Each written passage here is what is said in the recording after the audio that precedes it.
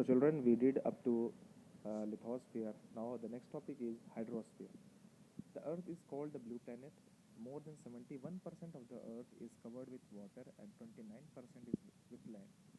Hydrosphere consists of water in all its forms, as running water in oceans and rivers, and in lakes, ice, in glaciers, underground water, and the water vapor in the atmosphere all comprise the hydrosphere. So hydrosphere क्या है actually? ये water के बारे में है कि हमारे अर्थ जो है उसको हम ब्लू प्लैनेट क्यों कहते हैं, क्योंकि 71% जो अर्थ का सरफेस है वो किससे घिरा हुआ? पानी से, और 29% जो है वो है लैंड। तो ऑब्वियसली इसीलिए इसको क्या कहते हैं? ब्लू प्लैनेट कहते हैं। Hydrosphere consist of water in all form. Water her form में, चाहे वो लेक्स में हो, चाहे वो ग्लेशियर्स आइस की फॉर्म में हो, चाहे वो अंडरग्राउंड वाटर हो, वाटर वेपर हो, हर तरह के फॉर्म में वाटर हमारे अर्थ पर अवेलेबल है। More than 97% of the Earth's water is found in the oceans and it is too salty for human use. So 97% out of 71% जो वाटर है उसमें से 97% जो वाटर है वो कहाँ है?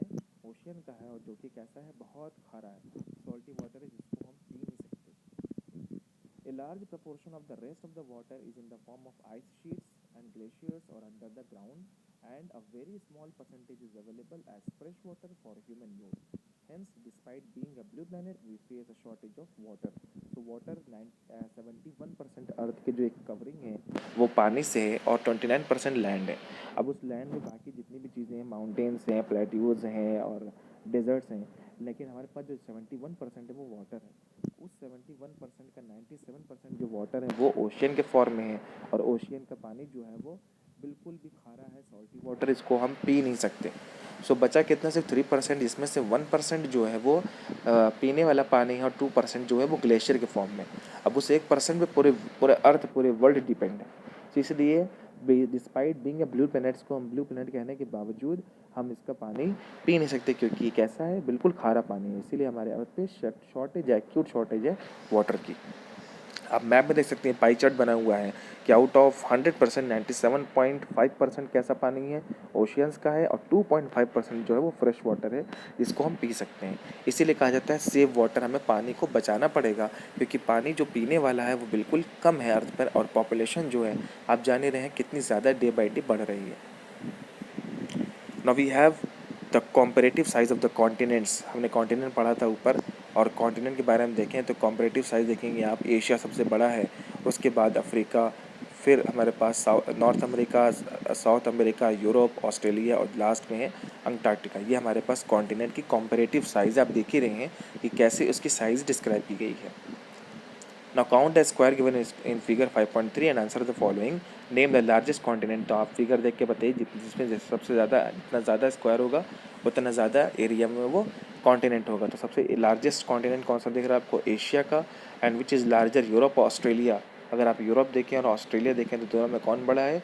यूरोप में 10 कॉलम्स हैं, 10 स्क्वायर्स हैं, और ऑस्ट्रेलिया में आपके पास 8 स्क्वायर्स हैं। तो which is bigger? Obviously Europe. Europe is bigger than, larger than Australia. Next is ocean, जिसके बारे में हम पढ़ रहे थे कि हमारे पास 97.5% जो वाटर अर्थ पे है वो ओशियन में है, और जो ओशियन का जो वाटर है वो सॉल्टी वाटर है। Oceans are the major part of the hydrosphere. They are all interconnected. सारे पानी ऑब्वियसली सब दूसरे से जुड़े हुए हैं। हम कॉन्टिनेंट्स जो है वो एक दूसरे से जुड़े हुए नहीं हैं सारे कॉन्टिनेंट्स, लेकिन ओशियंस हर एक दूसरे से जुड़े हुए हैं, इंटरकनेक्टेड हैं। The ocean waters are always moving.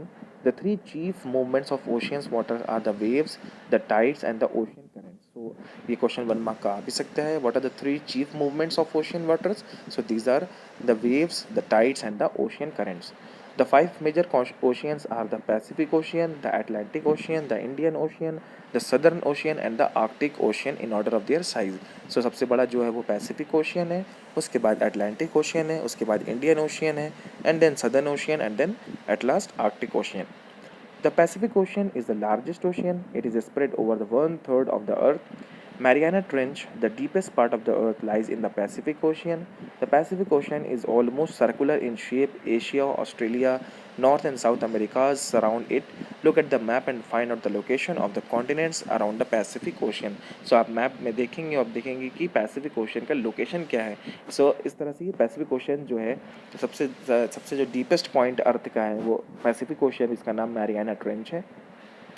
The Atlantic Ocean, second ocean जो है, it is the second largest ocean in the world. It is S-shaped. It is flanked by the North and South Americas on the western side and Europe and Africa on the eastern side. The coastline of Atlantic Ocean is highly indented. This irregular and indented coastline provides ideal location for natural harbors and ports. From the point of view of commerce, it is the busiest ocean. So आप देखेंगे busiest ocean क्योंकि ये काफ़ी countries को touch करते हुए जाता है, इसलिए इस ओशंस के थ्रू ट्रेड भी होते हैं, बिजनेस होते हैं, इसलिए इसको बोलते हैं busiest ocean. It is in the point of view of commerce. मतलब अगर हम बिजनेस के पॉइंट ऑफ व्यू से देखें तो सबसे ज़्यादा जो बिजी ओशियन है वो कौन सा ओशियन है, वो है Atlantic ocean. Third is the Indian Ocean. The Indian Ocean is the only ocean named after a country, that is India. The shape of ocean is almost triangular in the north and it is bound by Asia, in the west by Africa and in the east by Australia. So जो हमारा Indian Ocean है वो किस country से bound है? So it is bound by Asia, in the west by Africa, in the north it is bound by Asia, in the west it is bound by Africa and in the east by Australia, and it is in the shape of triangle. Next is the Southern Ocean. It encircles the continent of Antarctica and extends northward to 60 degrees south latitude. Next is the Arctic Ocean. It is located within the Arctic Circle and surrounds the North Pole. It is connected with the Pacific Ocean by a narrow stretch of shallow water known as Bering Strait. So इसका one mark का भी question आ सकता है आपका, that what is Bering Strait? So it is what it is connected, which is connected. The Arctic Ocean is connected with the Pacific Ocean by a narrow stretch of shallow water which is known as Bering Strait. It is bound by northern coast of North America and Eurasia. So what is Eurasia? मैंने आपको बताया था, वो part जो combined हो Europe का और Asia का उसको हम बोलते हैं यूरेशिया. सो ये थे हमारे 5 ओशियंस, उनके टाइप, उनकी पोजीशंस, उनकी location. Next we will do about the atmosphere in the next video.